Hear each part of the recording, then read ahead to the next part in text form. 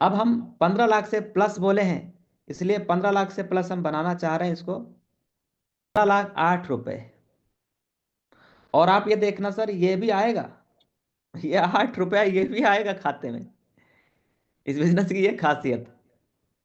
तो हमने अमाउंट डाल दिया है, कितना डाला है सर? 15,08,000 रुपया। 15,08,000 सर।